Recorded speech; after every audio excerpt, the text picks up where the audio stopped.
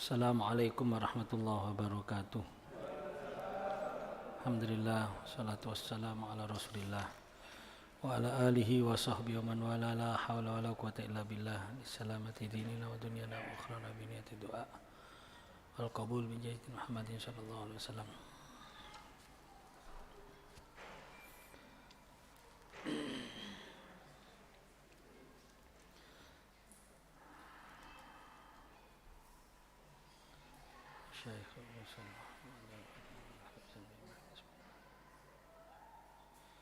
Al-Fatihah. A'udzubillahi minasyaitonir rajim. Bismillahirrahmanirrahim. Iyyaka na'budu wa iyyaka nasta'in. Ihdinas siratal mustaqim. Shiratal ladzina an'amta 'alaihim ghairil maghdubi 'alaihim waladdallin. Amin. Para bapak, ibu, saudara-saudara jamaah yang saya hormati, wabil khusus para alim, para asatidz, sesepuh bini sepuh, jajaran takmir yang semoga senantiasa dirahmati oleh Allah SWT. Alhamdulillah, syukur kepada Allah SWT, salawat serta salam semoga tetap terlimpahkan pada junjungan kita Nabi besar Muhammad SAW. Jamaah rahimakumullah, melanjutkan pembicaraan kita masih tentang syahadatan, dua kalimat syahadat yang merupakan ruknul awal min arkanil Islam, rukun yang pertama dari rukun-rukun Islam. Seperti yang sudah kita bahas sebelumnya, bahwa dua kalimat syahadat ini merupakan sesuatu yang harus kita wujudkan atau harus ada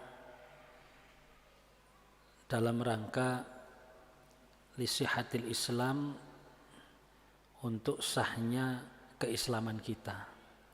Karena tanpa syahadatain maka keislaman kita belumlah sah, dan harus diucapkan bersama urutannya dan bersambung.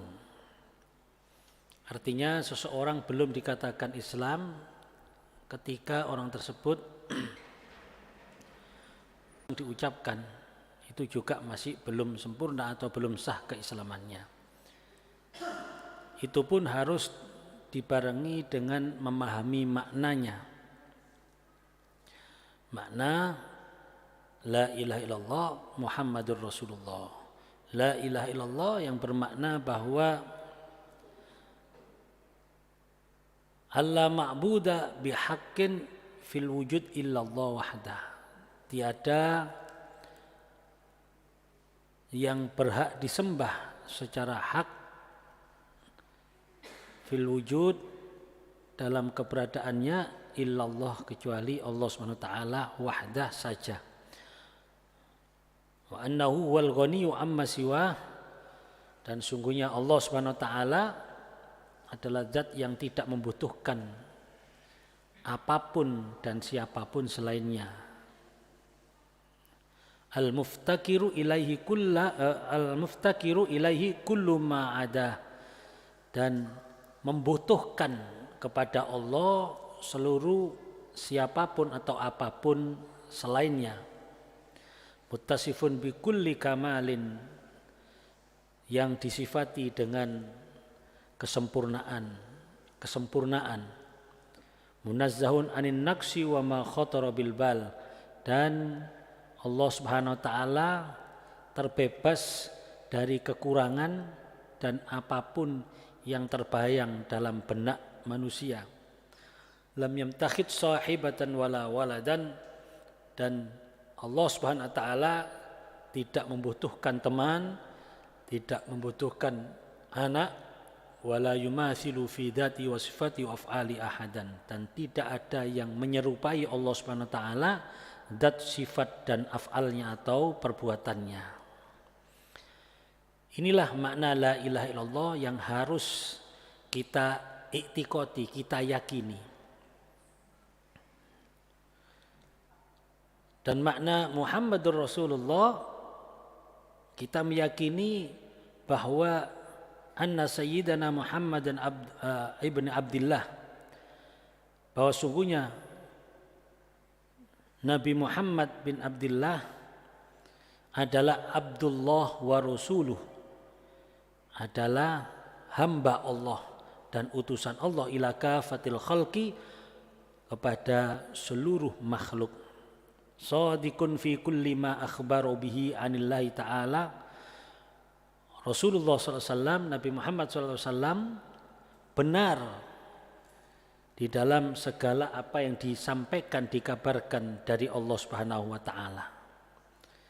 Wa yajibu ala kafatil khalqi tasdiquhu, dan wajib bagi seluruh makhluk untuk membenarkan, wa mutaba'atuhu, dan mengikutinya.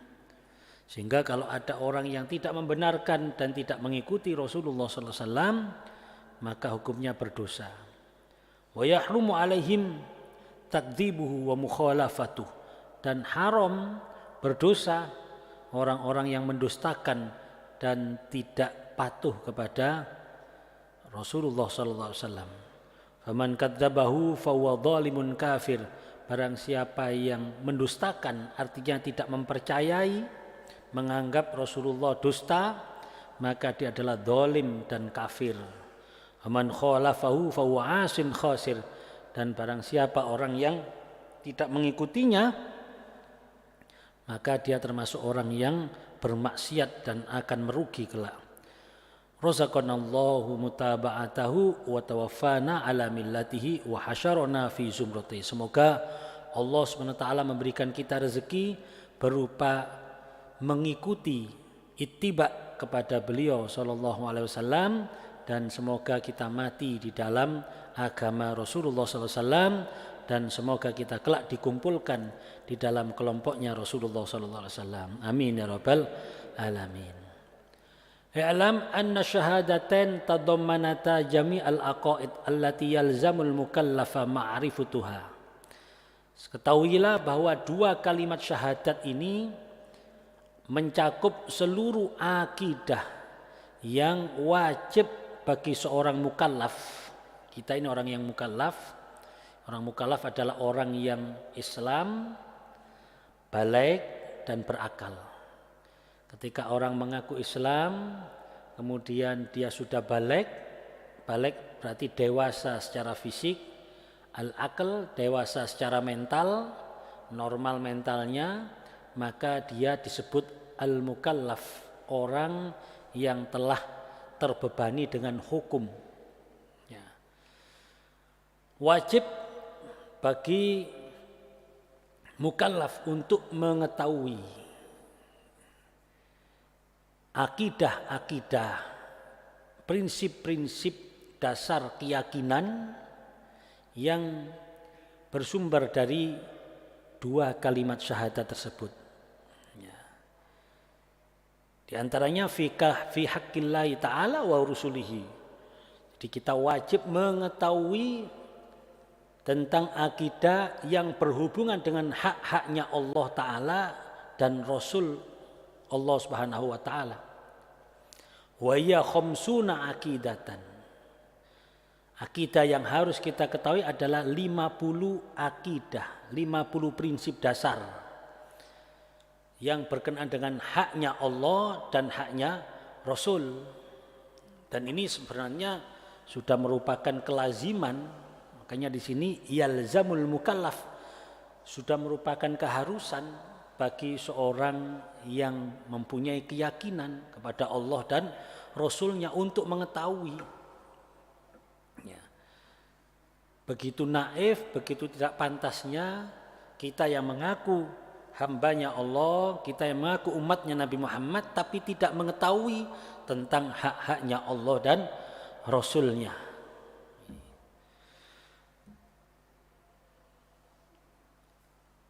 50 prinsip-prinsip dasar tersebut adalah ihda wa arba'una fi haqqihi ta'ala, 41 di dalam hak-haknya Allah Ta'ala.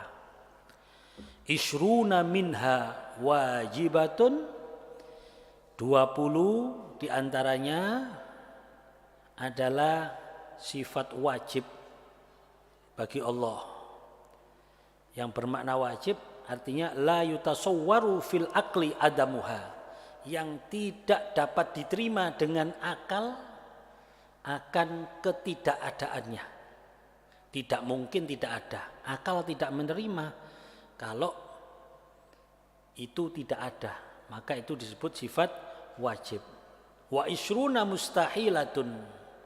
Dan yang 20 adalah sifat mustahil.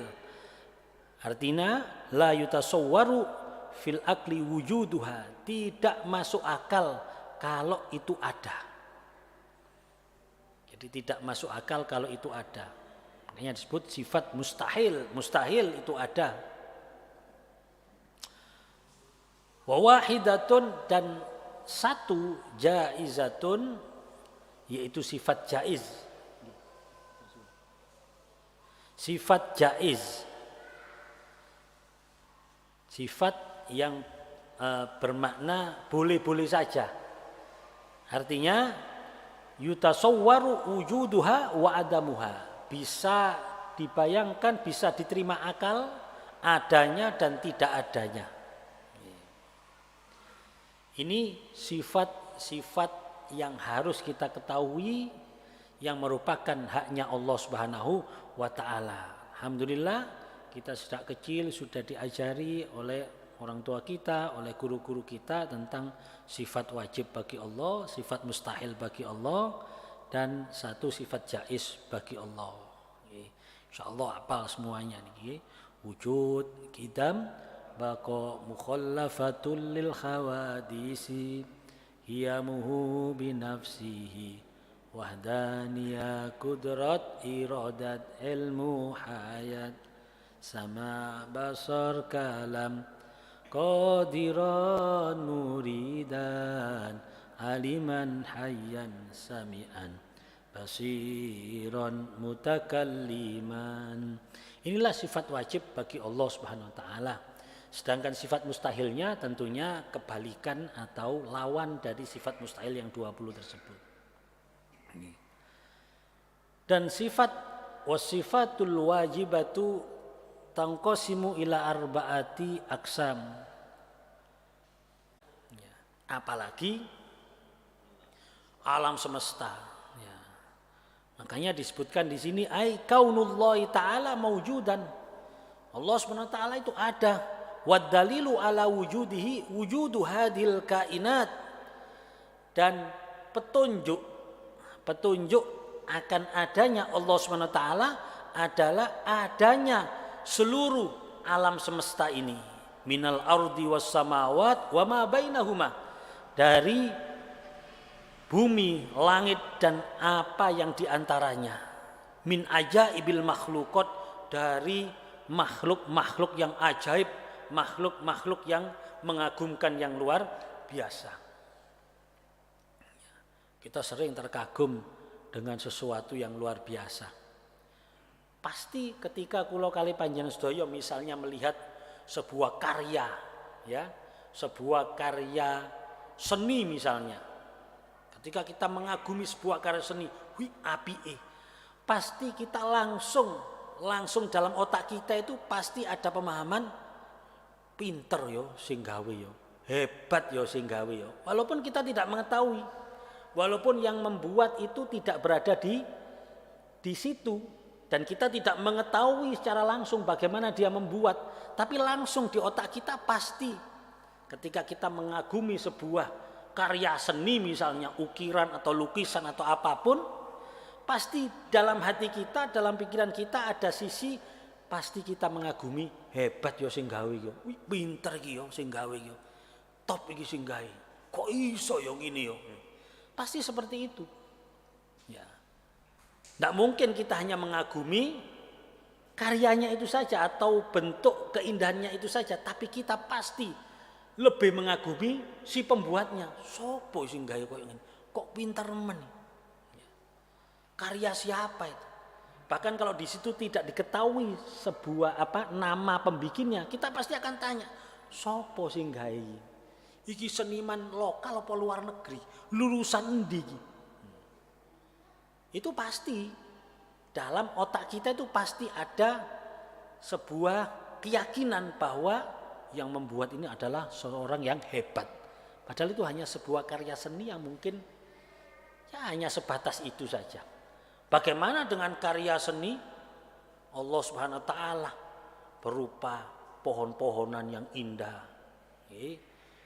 Makanya kalau kita barengi dengan mengenal Allah Subhanahu wa taala, kalau kita barengi dengan keyakinan ketika kita melihat alam semesta itu, kita akan menambah keyakinan kita kepada Allah Subhanahu wa taala. Sehingga penting itu istilahnya tadabbur alam. Dengan kita melihat alam, maka bertambah yakin kita kepada Allah Subhanahu wa taala. Alladzina yadhkurunallaha qiyaman wa qu'udan wa 'ala junubihim wa yatafakkaruna fi khalqis samawati wal ard. Rabbana ma khalaqta hadza batilan subhanaka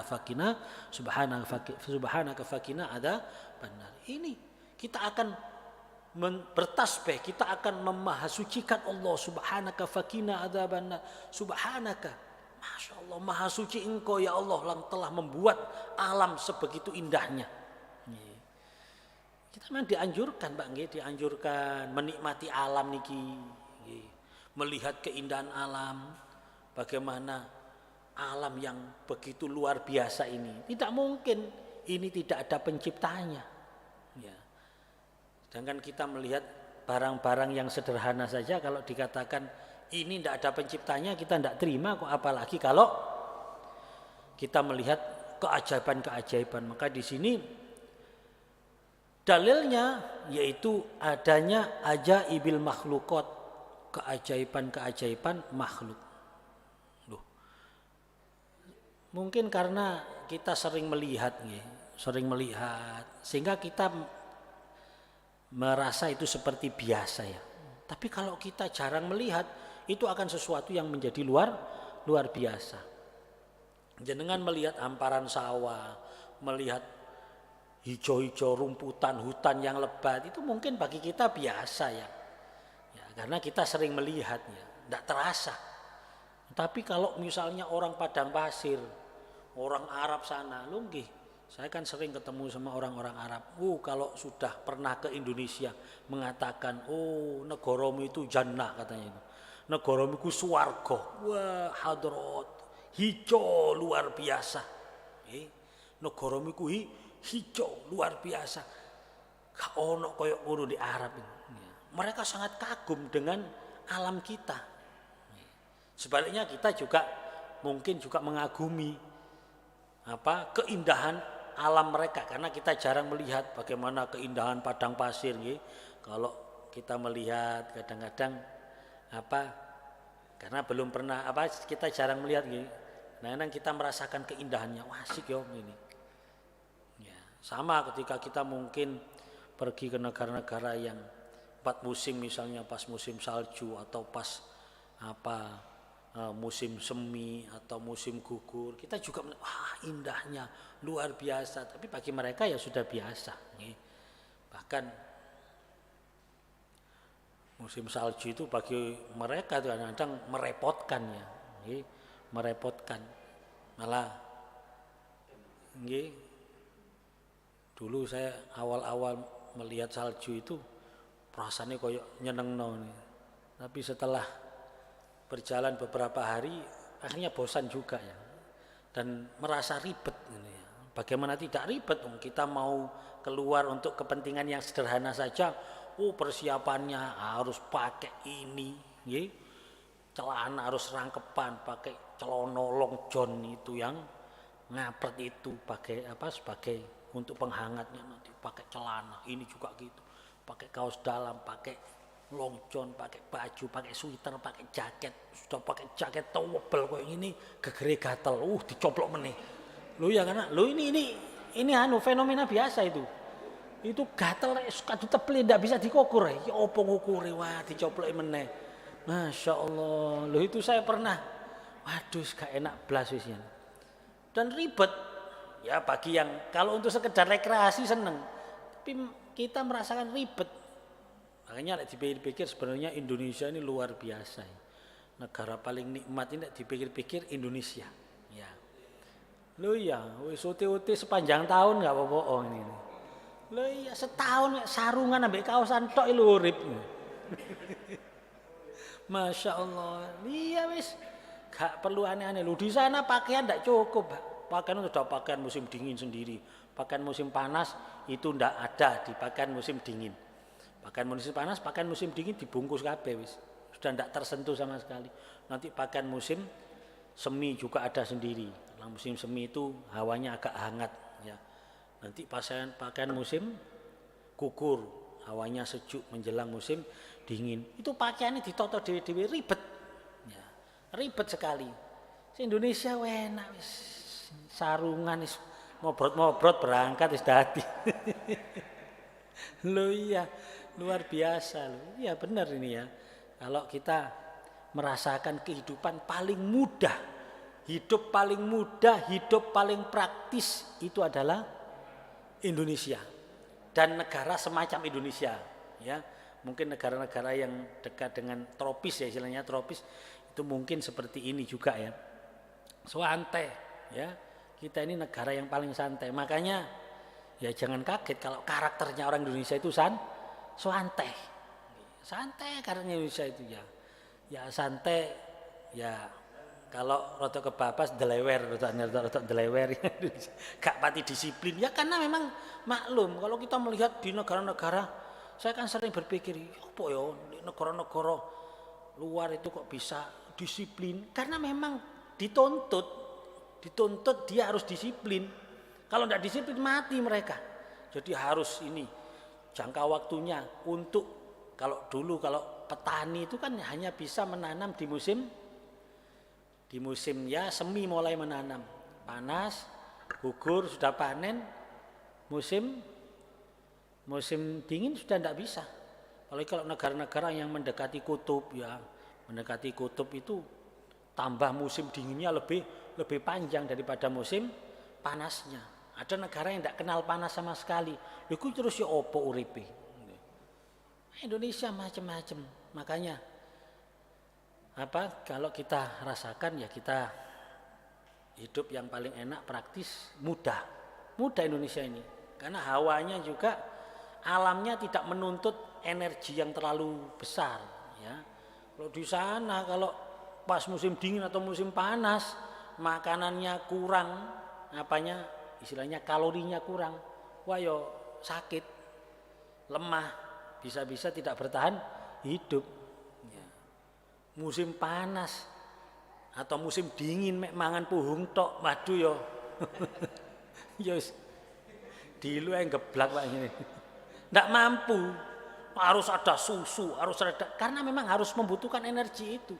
Ndak usah bergerak, diam saja dia sudah terkuras energinya karena untuk menyesuaikan dengan suhunya itu.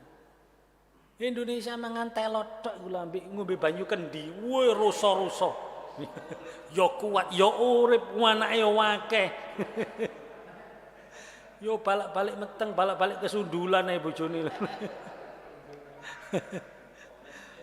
Padahal mek mangan telo ambek puhung.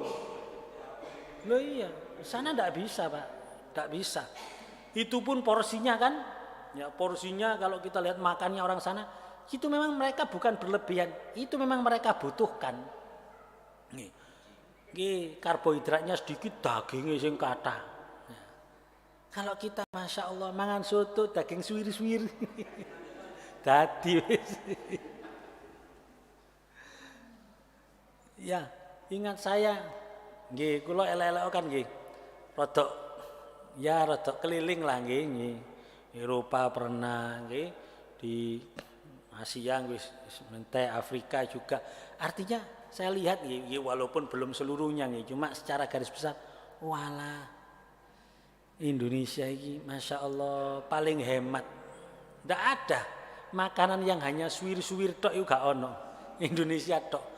Makanya teman saya yang di Mekah itu sampai tanya, dia mau pulang, aslinya Malang ya, dia lahir di Mekah. Saya pengen pulang, tapi otomatis harus selamatan katanya di sana. Iya wis. Tasyakuran lah sama tetangga. Kira-kira habis berapa Gus kalau saya mempersiapkan pesta untuk makan-makan sak kampung? Ya tergantung masakannya di sana. Ayam rek sak RT ngono pitik loro telu wis cukup. Loh, masa Gus? Lah iya disuwir-suwir gawe soto lak mari ya. Diakei dodone ambek cambahe. Wis glegeken wong-wong wisan wis. Oh, gitu ya Gus. Padahal kalau di sana itu minimal satu orang itu satu kali makan satu porsi setengah. Setengah ayam itu minimal itu. Dan itu porsi anak-anak biasanya. Tapi kalau normalnya satu ayam satu orang. Ya. Jadi ngundang wong 20 ya 20 ayam. Itu orang sana. Ya. Kambing niku satu kambing ya paling orang 10 paling. 10 itu kakean. Saya pernah satu kambing cuma 8 orang. Satu kambing niku woto Pak, kambing woto niku nggih. Ini mereka ini mboten wonten masakan sego iwak ceker niku mboten wonten. Niku rek gak Indonesia gak ono niku nggih. Sego iwak ceker tok niku lho urip ya ngoten. Mlayune yo ketepeng banter. Kene panganane ceker. Pun nggih. Niki ajaibil makhluk wa badail masnuat dan kemegahan bangunan-bangunan Allah, ciptaan-ciptaan Allah seperti gunung-gunung, seperti ya berbagai macam kemegahan kan banyak sekali. Idla budda li hadis sunatil ajibah min soni, karena harus untuk ciptaan-ciptaan sehebat ini harus ada penciptanya. Tidak mungkin tidak ada penciptanya. Walihadil bina al-muhkam min banin hakimin, dan yang dapat membangun bangunan yang hebat, yang luar biasa ini tentunya ya pembangun yang juga luar biasa. Nggih, seperti yang kita lihat misalnya kita melihat karya seni atau karya apa yang hebat, pasti kita mengagumi orang yang membikinnya, kita pasti juga mensifati orang yang membikinnya adalah hebat. Bangunan hebat, orangnya menjadi hebat. Bangunan yang megah berarti orangnya hebat. Oh, ini ada karya seni yang luar biasa, pasti yang bikin orang yang ahli, orang yang hebat. Ya. Fayustadallu bidzalika ala khaliqiha wa mawjidiha wa huwa Allahul Qadirul Alim. Maka ini dapat dijadikan petunjuk ya bahwa itu semuanya adalah ada penciptanya dan ada yang mewujudkannya, yaitu Allahul Qadirul Alim, Allah yang maha kuasa dan maha mengetahui. Al-Baqarah ayat 164. Qala Allah Ta'ala inna fi khalqis samawati wal ardi wa ikhtilafil laili wan nahari wal fulkil lati tajri fil bahri bima yanfa'un nas wa ma anzalallahu minas sama'i mim ma'in fa ahya. Manusia tidak berkembang biak. Wong awan tok arep Pak. Nggih. Aniku pas kadang musim panas itu ada negara yang siangnya itu begitu panjang. Siangnya begitu panjang. Kan untuk penetapan waktu sholat kan tergantung dari matahari nggih. Makanya waktu melihat waktu sholat itu dulu ada napa niku Pak? Genjet ya nggih. Genjet napa genjet niku nggih namine. Itu bukan generasi saya generasi jam digital Pak nggih. Niki sing generasi lawas. Tapi di kampung saya di masjidnya masih ada itu. Masih dibiarkan sebagai monumen kenang-kenangan walaupun tidak dipakai nggih. Jadi nanti ada marmer gitu terus ada ukurannya. Jadi kalau bayangannya sekian ini berarti sudah masuk waktu duhur. Kalau bayangannya sekian ini waktu duhurnya habis, masuk asar. Ini akhirnya asar. Itu bayangan sekian itu ada. Dan di hukum fikih kita mempelajari itu ya, melihat waktu sholat itu dengan melihat peredaran matahari. Niki itu siangnya sampai panjang kalau musim panas. Pernah saya waktu Ramadan pas Agustus ini di daerah-daerah daerah-daerah 4 musim yang belahan bumi sebelah utara itu pas musim panas. Eropa itu musim panasnya. Itu panjang sekali. Sampai maghribnya itu jam 11 baru maghrib.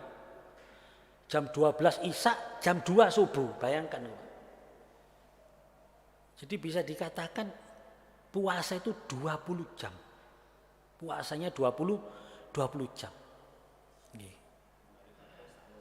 Nggih. Jadi mari buka salat isya terawih, mari terawih sahur. Saya bayar waduh ya apa rek ndek poso ndek kono. Tapi terbukti di sana juga ada orang Islam dan melaksanakan puasa. Saya pernah puasa 19 jam nggih, hampir sama lagi sak monten nggih. Nggih buktine nggih kuat, artinya bisa terlaksana nggih. Ya. Ini tapi kalau musim dingin nggih lumayan nggih. Jadi pas musim dingin berarti siangnya pendek, malamnya yang panjang. Nah, siangnya ya subuh kadang jam 7. Jam 7 subuh nanti maghribnya jam 4, jam setengah 4 maghrib. Ya, pendek sekali nggih. Itu terjadi di beberapa tempat semacam itu. Kalau Indonesia wis biasa-biasa lah, Indonesia wis ngene iki wis ya. Ya undang-undi ya jam 4 sampai jam 6 lah itulah. Lebih kurangnya di situ ini. Jam 4 apa sahur, jam 6 buka, kadang jam setengah 6, ya, pokoknya lebih kurangnya seperti itu. Ini alhamdulillah ya. Makanya di Indonesia kalau mokel ini sebenarnya enggak pantas ya, karena begitu mudah puasa di Indonesia daripada di luar negeri sana. Belum lagi kalau di antariksa ya apa nih. Saya pernah waktu ngisi pengajian pada waktu dosen-dosen di Unmer itu ya, ada yang tanya, bagaimana kalau penentuan waktu puasa kalau astronot yang di bulan? Karena aku mboten enten bulan nggih. Nggih kula warah ngeten mawon pun. Mungkin mari riyo-riyo berangkati wis ojo kadek poso lapose nang bulan barang. Sithik omahe enak kan kok mari riyo-riyo kait berangkat ngoten mawon ya. Kula karo Pak di bulan iki apa hitungan waktunya. Tapi yang pasti ada ya, yang pasti ada wallahu a'lam ya. Ya. Insyaallah termasuk musafir bulan iki. Dadi mboten poso, mboten napa. Niki Allahul Qadirul Alim. Inna fi khalqis samawati sudah nggih. Niki penting Pak nggih. Kita ini mengetahui sifat-sifat Allah itu penting. Kita mengetahui mengenal Allah SWT itu penting. Karena kadang kita ini ya Allah ya Rabbi ya. Ayo buktinya nggih. Jenengan ya kita lah, saya juga termasuk. Waktu sholat. Waktu sholat kira-kira seberapa sering kita merasakan keberadaan Allah di hadapan kita. Kita sering kita sholat seperti Allah sudah tidak ada di depan kita kan. Loh, kalau Allah ada di depan kita, kita merasakan kan. Rasulullah SAW mengatakan anta budallah ka'annaka tarok. Kamu menyembah Allah seakan-akan kamu melihat. Fa illam tastati, kalau kamu tidak bisa, fa innahu yarok, maka rasakan bahwa Allah melihat kamu. Ini tidak mudah Pak nggih. Nggih ngapunten. Ketika kita dilihat oleh orang yang kita sungkani, yang kita hormati, pasti sikap kita berbeda, perasaan kita berbeda, gaya kita berbeda. Pun saat ini contoh jenengan dipanggil sama kepala atasan, gayanya kan gitu, tidak mungkin, pasti kan berubah. Ya, awalnya kita mungkin santai terus, ono wong sing kita sungkani terus kita langsung merubah sikap kan, kita langsung mungkin menunduk. Apalagi orang ini semakin kita sungkani, semakin kita hormati, akan merubah sikap kita. Mungkin kita diajak ngomong kita akan tertunduk, kita mungkin sungkan, kita mungkin menjaga sikap. Ini loh kalau orang merasa di depannya ada orang yang dihormati. Bayangkan kedudukan Allah, kemuliaan Allah dibanding orang-orang yang paling kita sungkani sak donya sekalipun, Kira-kira bandingannya bagaimana? Kan jauh sebenarnya, tidak bisa dibandingkan kan. Tapi ketika kita sholat, apa yang kita rasakan? Kadang-kadang kita biasa kan, Allahu Akbar, biasa.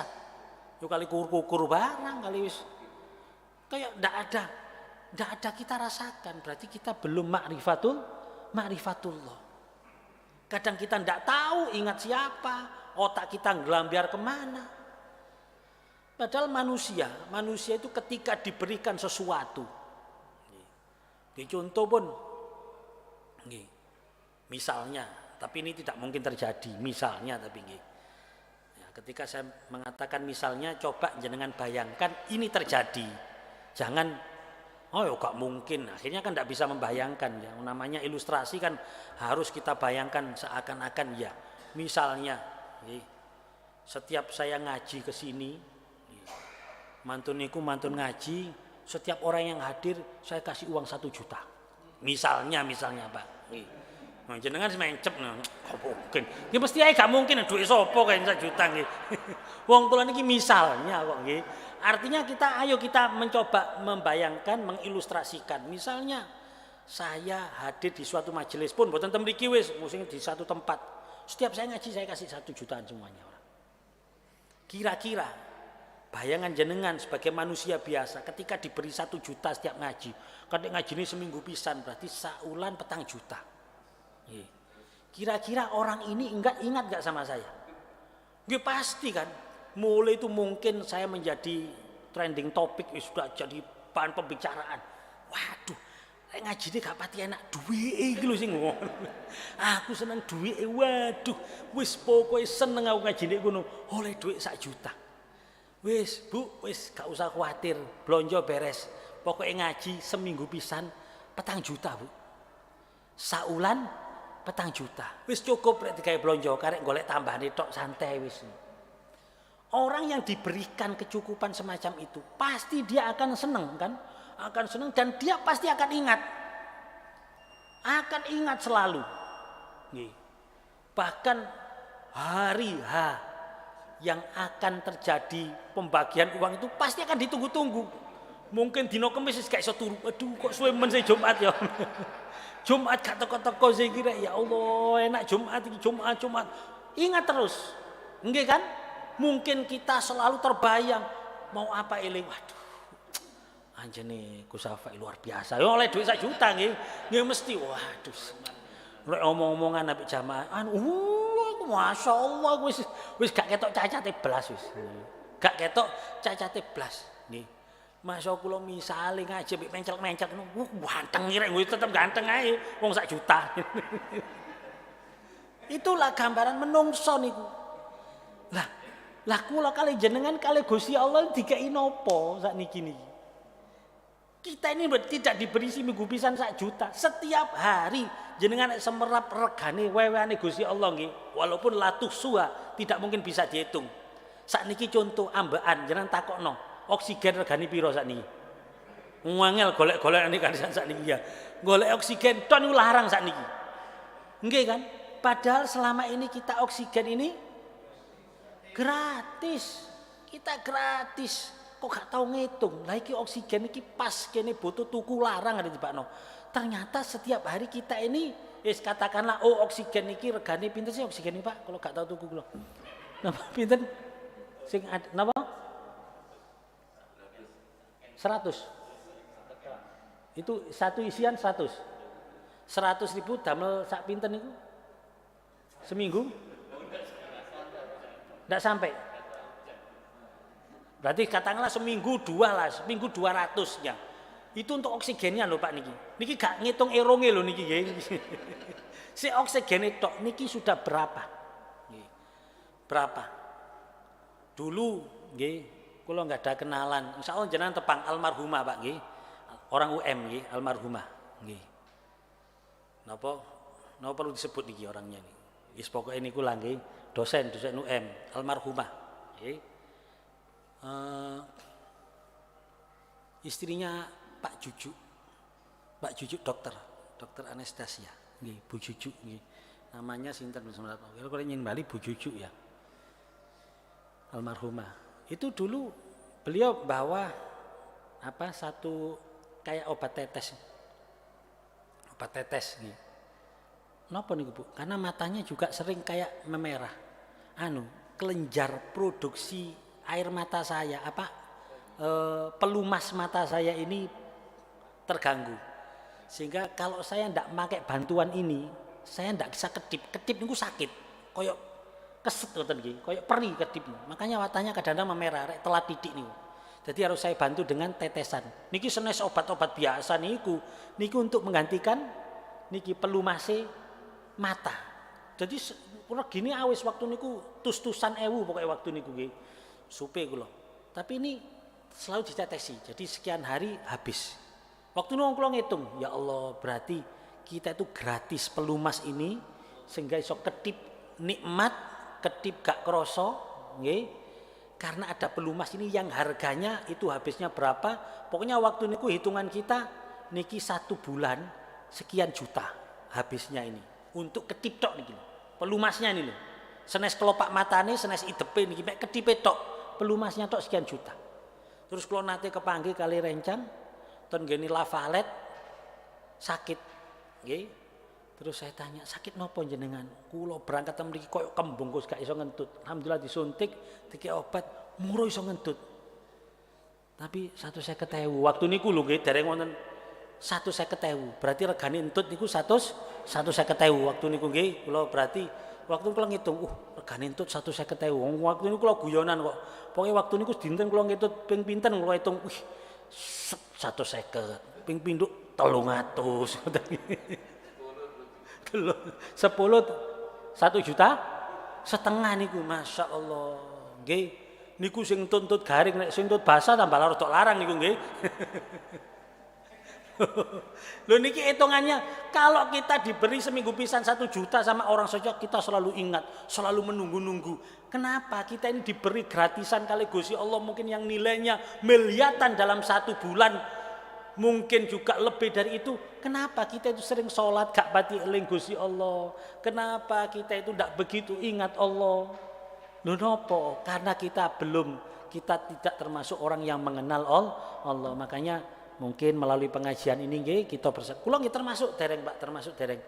Ya mari kita, makanya kalau di pesantren itu mengaji tauhid itu tidak hanya sekedar mengenal dan tahu artinya Pak. Niki diperinci wujud itu waduh keterangannya kadang panjang. Supaya apa? Supaya kita tambah mengenal Allah Subhanahu wa taala.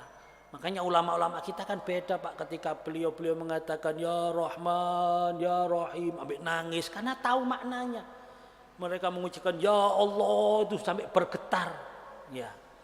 Nah, kita kan kurang merasakan itu karena kita kurang mengenal Allah Subhanahu wa taala. Nggih mugi-mugi melalui pengajian kita kita semakin mengenal Allah Subhanahu wa taala sehingga dalam beribadah kita bertambah khusyuk. Ketika kita menyebut nama Allah bergetar hati kita, wajilat qulubuhum, semakin bergetar hati kita dan bertambah wazadathum iman, dan bertambah keimanan kita sampai ajal menjemput kita semua dalam kondisi iman Islam husnul khotimah. Amin ya rabbal alamin. Mungkin itu yang bisa kita bahas pada malam hari ini. Semoga bermanfaat. Kurang lebihnya mohon maaf yang sebesar-besarnya, dan mohon maaf karena ada acara isya awal tempatnya agak jauh. Ulang langsung pamit, tidak bisa mengikuti sholat berjamaah. Mohon doa restunya, semoga saya dalam melaksanakan atau mengemban amanah beraktivitas untuk berdakwah niki diberikan kemudahan dan kelancaran oleh Allah SWT, diberikan kesehatan lahir maupun batin. Semantun ugi panjenengan semuanya semoga tetap diberikan kesehatan oleh Allah lahir maupun batin, diberikan semangat dan istiqomah dalam beribadah. Kelak kita semuanya ketika ajal menjemput kita semuanya, kita sudah tercatat ditetapkan oleh Allah sebagai orang-orang yang meninggal dunia dalam kondisi iman Islam husnul khotimah. Amin ya rabbal alamin. Wallahu a'lam bishawab. Alafu minkum. Subhanakallahumma hamdika asyhadu an la ilaha illa anta astaghfiruka wa atubu ilaik. Assalamualaikum warahmatullahi